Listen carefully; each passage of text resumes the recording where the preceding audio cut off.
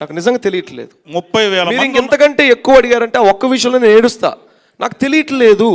ఒక్కొక్క ఫ్యాన్ ఎంత కోల్పోయాడు తన జీవితంలో, తను ఎన్ని పెట్టుకున్నాడు. మీరన్న ఈ so called fans association presidents వాళ్ళని ఎంతమంది లైన్లో అయితే తెస్తున్నారు మీకు తెలుసా? ఎవరిని తయారు.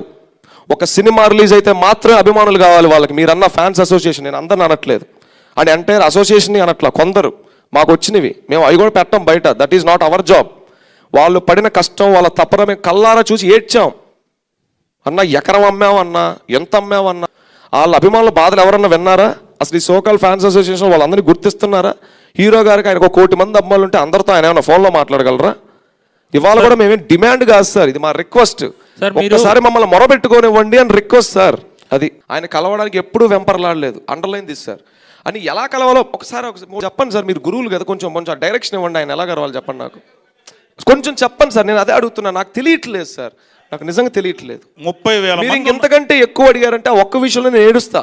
నాకు తెలియట్లేదు. ఇప్పుడు చెప్పండి సార్, ఆ సో కాల్ మీరు అన్న వాళ్ళు ఎన్నిసార్లు కలిసారు ఆ కుటుంబాన్ని? కొంతమంది కన్వీనర్లు వాళ్ళకి ఇచ్చే డబ్బులు కూడా తిన్నారని వాళ్ళు నాకు చెప్పింది. నేను వాళ్ళ పేర్లు ఏం చెప్పలా, ఆ అమ్మాయి కూడా పేర్లు చెప్పలా. పాపం ఎంత జాగ్రత్తగా మాట్లాడింది, ఎంత గౌరవం ఇచ్చిందో. అన్న మా కోసం కలెక్ట్ చేసిన ఫండ్స్ కూడా తిన్నారన్న వాళ్ళు. వీళ్ళని ఎవరు క్వశ్చన్ చేయాలంటే, అమ్మ ఇప్పుడు దీన్ని బయట పెట్టానంటే మన రామారావు గారిని అవమానించినట్టయితే వద్దమ్మా అన్న.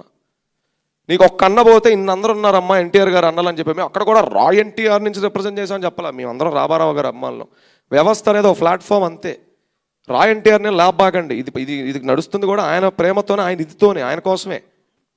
మేము ఎన్నిసార్లు కలిసాం, వాళ్ళని ఎంత కష్టపడ్డాం, మేము వాళ్ళని ఎంత ఇదిగా చూసుకున్నాం. వాళ్ళ అమ్మగారిని అడగండి, నాన్నగారిని అడగండి, వాళ్ళ చెల్లెలు గారిని అడగండి. వెళ్ళండి సార్, వాళ్ళ ఇంటికి కూడా వెళ్ళండి. ఇక్కడే ఉంది వాళ్ళు ఇల్లు. అంటే వాళ్ళని ఇబ్బంది పెట్టద్దులేండి సార్. అంటే వాళ్ళు పాపం చాలా లోలో ఉన్నారు అంటున్నాను. ఇది పరిస్థితి. మాకుందా బాధ్యత? మాకు బాధ్యత లేదా? అదే సార్, ఊరు ఇంకా చెప్పలేము. ఇప్పుడే ఊరు మేము పూర్తిగా అనుకోలేదు. ఒక 4-5 ఊర్లు టీమ్స్ ఉన్నాయి. అదే సార్.